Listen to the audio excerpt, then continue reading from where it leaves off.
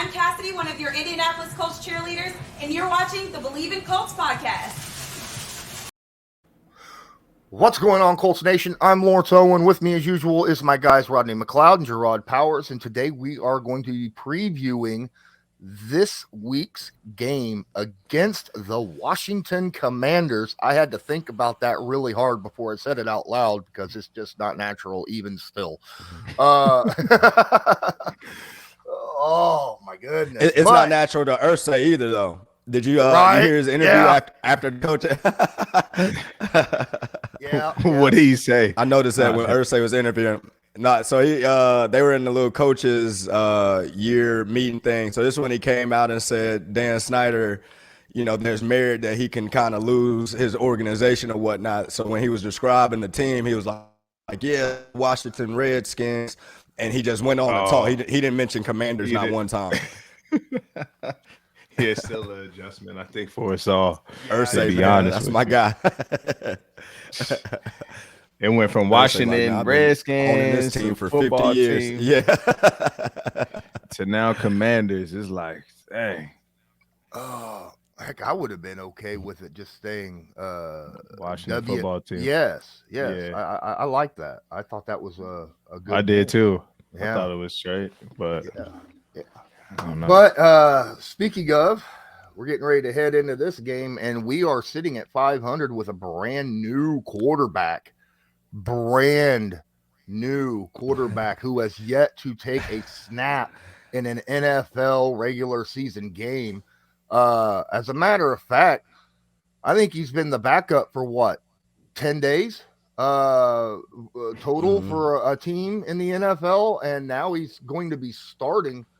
This is going to be interesting. We will get into that later, but first, I want to talk about the Washington team. Straight up, the Washington team. This is weird because when this game was pegged, it was supposed to be one of those revenge games. Carson Wentz versus Matt Ryan.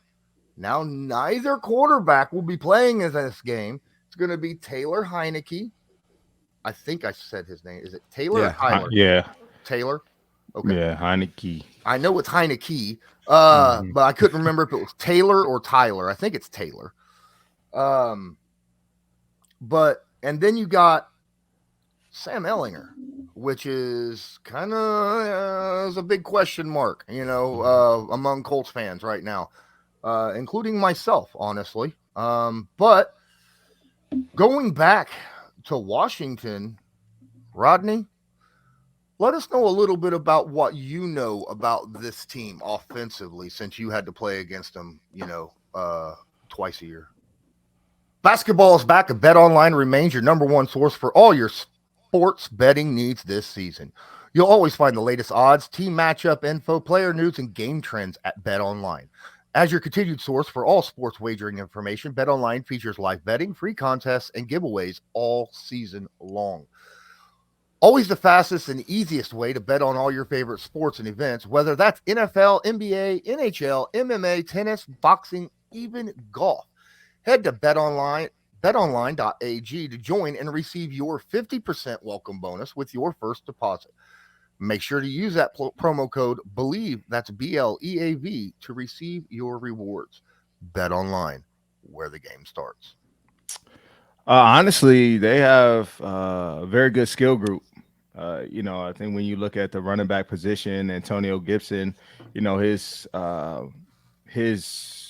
amount of carries and time and the way they're utilizing him now has shifted a little bit because of the rookie running back, but he's still a very good player for them.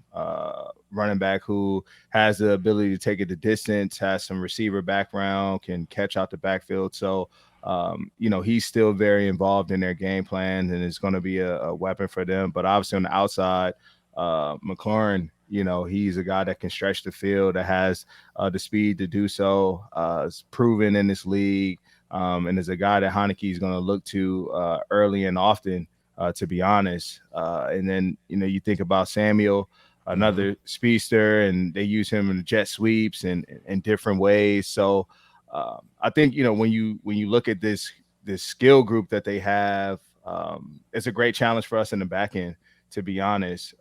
They've lost Carson Wentz, but Heinicke has started a good amount of games in this league. I played against him last year a couple times, and so he knows how to win games, and he has the ability to win games. So this isn't a walk in the park. This isn't a week off for us in a sense. We're now a backup quarterback. Like, this is somebody that has reps and has experience in NFL. So just like any other week, man, we got to bring our best as always. And I think, when you look at this game, it's going to come down to the defense, to be honest, on both sides. Better defense is going to win. That D-line on the other side is playing great, but our D-line likes that challenge as well. We're getting to the quarterback. We're stopping the run, and we have some dudes on this side of the ball. So it's going to be I think it's going to be whoever wins, whoever gets the most takeaways and the most stops in this game is going to come away with the win. Absolutely. No, man, I think it's definitely going to be a tough matchup, man. Like Rodney said, their skill guys are a top notch, elite. You talk about McLaurin and the running back. You get Brian Robinson, he coming back, and now they got a nice healthy group at running back, some nice playmakers at wide receiver, and Heinicke got the only thing that scares me about this is Heinicke has been trying to prove himself to find a team to value him as a face of the franchise guy since he's gotten his opportunity to play in a game. He's always been a guy that, like you said, Rodney, competes well, know how to win, not scared to make big throws, does what he's supposed to do as a quarterback. And mind you, all his opportunities have came from a backup position, but you best believe he's looking at this like, this is my opportunity to kind of solidify a spot, solidify, my place on a team to where they value me just like how they value all these other QB1s around here. So I definitely think it's motivation for certain guys on Washington's team that got something to prove. And like Rodney said, defensively, I mean, their front, I mean, it don't get any better for real in football. I mean, it's a lot of good defensive units, defensive pass rushers and all that around the league. But what I mean by it don't get better is they're up there with everybody else. They got some dudes. So it's definitely going to be another challenge, another tough defense for our offense. But just like any other week, man, any given Sunday, anybody can be beaten. So we have to get ready to play. And coming off a loss like we did last week, we have to win this game. We definitely need to win this game. Absolutely. But here's I'd say it can get better. I think their defense can get better because don't they have a guy on IR right now that may be one of the best defensive ends in football? Yeah. And they're doing it. Yeah, they're doing it at a high level without him. That's crazy. And you haven't heard Chase's name. That's crazy. Even think about that, how good their unit is, and their best player is not even on the field. Yep. Mm-hmm. Yeah, that says a lot. Does that say as much about the coaching, the defensive coaching, as it does the players out there, Rodney? Yeah, I think you give credit to both. You have to give credit to great coaching. I point back to my time in Philly when we won that Super Bowl and how many key players we lost throughout that year.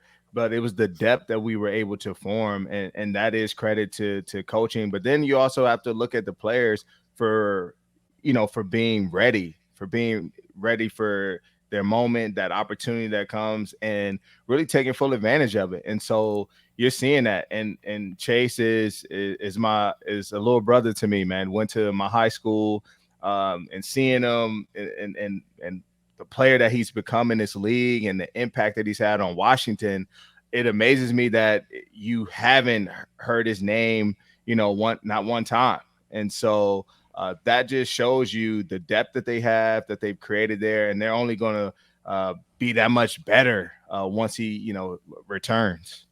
Hey, another reason why they got a lot of good players on that front is you lose enough games in the season, you get to draft some good ones every draft, and they had their moment to where, every year they was just getting great defensive guy after great defensive guy. And then boom, 2-3 years go by. Now these guys are vets and got enough game experience. And you can see that shift into, look, if we're going to win any games, our defense has to play good. We're not going to be good enough to be in any type of shootout. So every week the pressure's been on that defense, and it seemed like they're coming through.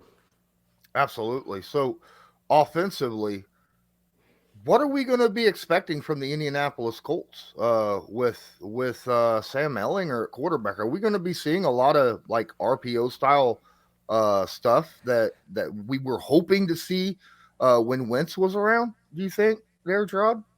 I'm not sure, but I'll go ahead and go on record and say this, Lawrence, because I know you're gonna pull it back up. I was one, Rodney, at the beginning of the year. I mean, we're going through the preseason and the fans are just going nuts about Sam Ehlinger and how great he looked and all that. And I will admit, I was the one that said if Sam has to play this year, our offense is in trouble. And no lie, I said that right before the season. I said, look, guys, even though Sam looks great, I said that's great to see the development. I still think he has some development that he has to do. So if he is in a position to where he has to play this year, that means Matt Ryan's not playing good. That means Nick Foles is not playing good, and we're down to QB3, which you never want to be in a QB3 type situation at any point. But I'm not going to sit here and say that Sam is not going to play well. I hope he proves me wrong. I hope I'm totally wrong. And I think he's probably prepared well. He's got himself ready for this position and for this opportunity. I just hope that Frank and the offensive group and the offensive staff can put things to put him in a better position and not make him think that he has to be like Matt Ryan or has to be like somebody else in this system. I hope they do some stuff for him to where he can use his abilities that he feel confident about within himself and not just throw him out there and don't change anything. But I'm excited to see. Like I said, I hope I'm wrong, but I am going to go on record and say I was the one that said if Sam has to play, that means we're in trouble offensively. And right now I think we are in trouble. Actually, you don't got to comment on that, Rodney, but that's what I said. actually, I was kind of there with you, Jerraud. I mean, I did say, look, I saw vast improvement from Sam Ehlinger from year 1 to year 2 in training camp. Okay. In training camp preseason last year, I did not see any kind of throwing power. I didn't see any kind of anticipation when he threw the football. He did not look good when he was throwing the ball further than 10 yards. There was just a lot there. Granted, he was a rookie, right? And a late round draft pick, but there was things that was liked about him. Last year, amazingly, I saw his throwing power improve. That was something that was a really big hit on me because the year before, when he threw the football, it just seemed like the ball would sit up in the air forever. And I mean, both you guys know if you got a quarterback that's going to leave the ball sitting in the air forever when he's throwing the football downfield, you're like, yay, presents. So that was something I was not looking forward to, but I saw him improve that a little bit this past offseason. I saw his decision-making improve. I saw a lot of improvement, but again, he was playing against 4th and 5th string guys, during preseason. So that made me a little bit, what's he going to look like against starters and number 2s in this league? There's a bit of a jump there on most teams between the 1s and 2s and the 3s, 4s, and guys that are out right now working somewhere outside the NFL. So that's gotten me a little bit worried. That's why Jerraud, I mean, he may have these past 7 weeks really improved, right? And took massive. Like I don't believe Frank and Chris would put him out there if they didn't feel like he was ready for this opportunity. So at the end of the day, even though, Sam's been named the QB for the rest of the season and all that, I don't think they do that if they don't believe that he's ready to compete and be the leader of a team and have everybody looking at him for answers and all the vets and stuff now looking at him in the huddle, and now he has the lead. I think that he's probably developed, like you said, in a way to where he's proved enough to the powers that be to show that he's at least ready for an opportunity. Now it's just going to be up to Sam to go out there and take advantage of his opportunity. So that's what I mean by I'm not going to sit here and say he's going to play like this, or he's not going to do this or that, because you just never know when you put in that opportunity how your body going to respond and how mentally you're going to be able to grasp everything and do everything. I mean, I remember being a rookie and starting, day one, game one. I didn't know what else to expect, but everything that I learned from college, it wasn't like that I was just sitting there and taking advice from all these other vets on what I need to do. I mean, you just got to go through it, and however you react to it, that's just what it is. And like I said, I don't think that Frank or Chris would put him in a position if they didn't think that he was ready for that opportunity, because this is a, I guess, what have you done for me lately type business. I mean, people have their jobs on the line. It's a lot of pressure going on within the building with powers to be and people making decisions. They're not going to put a guy out there that's not going to help them keep their job at the end of the day. So I'm excited for Sam. I just hope he's prepared himself well and ready for this opportunity and take advantage of it wholeheartedly, because, they already threw it out there. This is our quarterback for the rest of the season. It's a lot of football to be played. So Sam can really, stamp his name. He got a lot of opportunity to stamp his name and take this team, especially if the offense end up clicking and playing right. I mean, that's all you have to do. They're not going to ask Sam to be some hero. Just get us in some rhythm and, change the field position. Like Rodney said earlier, that's a big deal. I know a lot of times as fans, we might see, a team punt or whatnot and just think, oh my gosh, we didn't get none of it, to where we might have flipped the entire field position. So you got to look at certain things like that matters. And if he's able to do that and not turn the ball over, because I think that was Matt's biggest problem. If Matt hasn't been turning the ball over like he has with the interceptions, the fumbles and all that, I don't think that, we're sitting here talking about Sam at QB, at the end of the day. So, as long as he protect the ball, I think we'll be fine. Oh, absolutely. Yeah, that's key number one, in my opinion. I think you're dead on right for that. I mean, obviously, this past week, in my opinion, the one play that completely changed the course of this game, had it not happened, the Colts win, and that's that pick six. So, it is what it is. So here's my thoughts. This is an interesting time for this game to actually happen too, isn't it? I mean, it was like it's a 4:00 game, right? This Sunday. And it's at home. So, Rodney, is there anything you wanna go with when talking to the fans out there? Who obviously, there's a lot of fans out there right now that are kind of in that. We just need to get draft picks. Have you seen that? That's nuts. I know you probably haven't, but there are a lot of fans out there talking like that, and that's crazy. We're still at 500. There's still 10 games to play, plenty of football to be played. We could still win the division. Yes, we've been swept by the Titans, but we're only one game back. Just means we got to win more than them the rest of the season. That's it, man. Look, that's it. You really can get hot and still put yourself in a good AFC point as well. I mean, we got what are we, 3-3-1? Yeah. Mm-hmm. 3 losses. The number one team in the AFC right now has what? 2 losses? 1 loss? What the Bills got? 1 loss? 1 loss. 1 loss. So everybody's still within the same range of things. It's 10 games left. So that's why I'll be like, man, y'all fans got to relax. I understand if this was week 15, week 14, and we only got a couple more opportunities. Man, it's 10 games left, and we're still in a good position compared to everybody else in the NFL. Yeah, I mean, I'm a firm believer in that, and Coach Frank actually, put up the standings of the AFC in our team meeting yesterday, just so we understand what we need to do and what's reality right now. And reality is, we're only 2 spots back from being in the playoffs, right? If it started today, right, we're sitting at 9, and obviously, we need to be 7 or higher. So for us, man, it's just staying on course. It's continuing to believe in one another and believe in what we can do moving forward.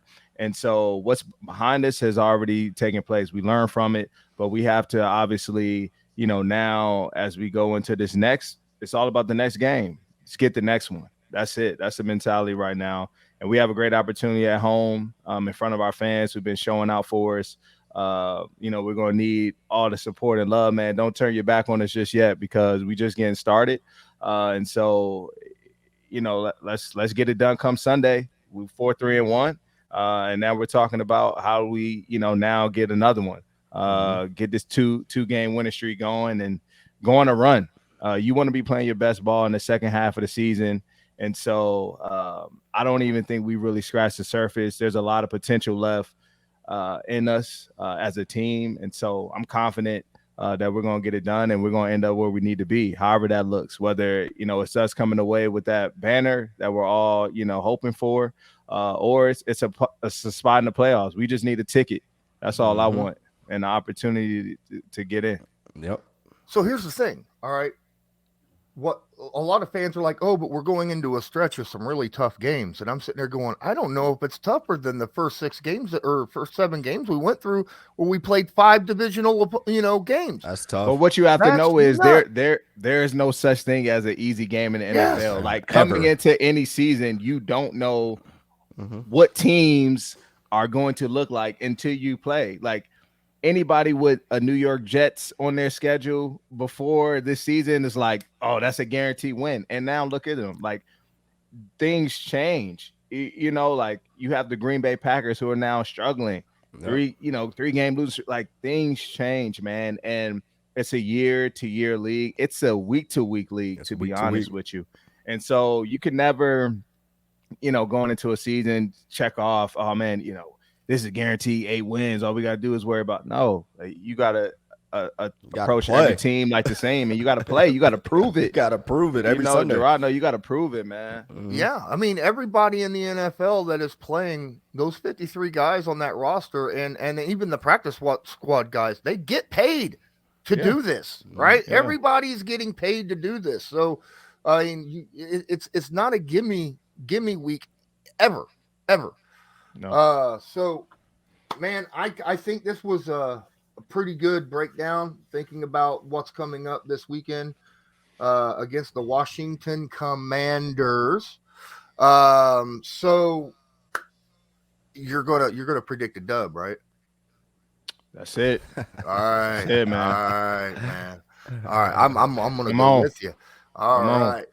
Jerraud, even though you say we're in a bad I gotta go back to situation, the last episode. That's probably why there's a little His some prediction. seed of doubt last week. There's some seed of doubt, and that's what I'm saying. No, come on here, like confident, man. We win it. We win it, and I know we win. Wait, you saying that my doubt against the Titans made you lose? Yeah, because you didn't pick. Remember, you was like, I just think it's gonna be a close game. I'm not gonna pick who's gonna win. It wasn't even. I mean, it was. It was close. It was close. Yeah, it was close. They hit that field goal with like 3 minutes left to make it a 2-score game. I mean, it was a big field goal by them, but it was still, they missed that field goal. We drive down, score. That's ball game. Yep. Yeah. Jerraud, what's your predictions for this game upcoming? Well, I'm not gonna expect nothing over 24 points from us. So I'm going to say 21-17 Colts. I think our defense will continue to play well like they're doing, holding teams to low scores.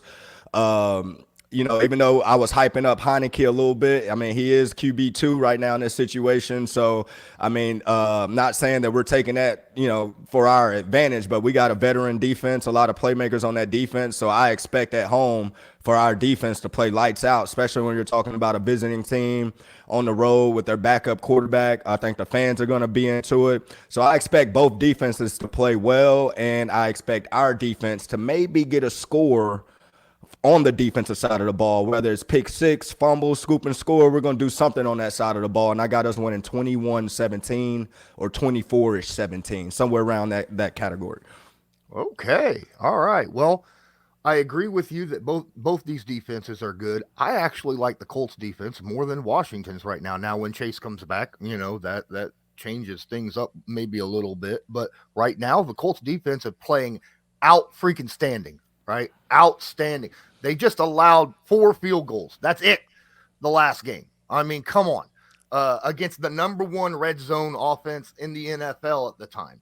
and they only allowed 4 field goals. That was outstanding. I love them for that. I think the big key to this game is, can Sam Ehlinger keep it under control when Washington sends blitz after blitz after blitz at him, whether it's a run blitz or a pass blitz? Because I got a feeling they already like the blitz. I think that with a young quarterback that, hasn't ever seen the field in a live NFL regular season game, I think they're going to do that a lot. As long as he doesn't turn the football over, I think the Colts roll. All right. I think the Colts roll this game. I think they win 27-14. Okay, I like it. I like the confidence this week. So Yeah, I think we're definitely getting the dub now. Yeah. All right, guys. Thanks so much for watching. I appreciate each and every one of you. For Rodney McLeod, Jerraud Powers, and myself, want to say thank you. This was Believe in Colts, brought to you by Bet Online, and as usual, go Colts. Do you believe?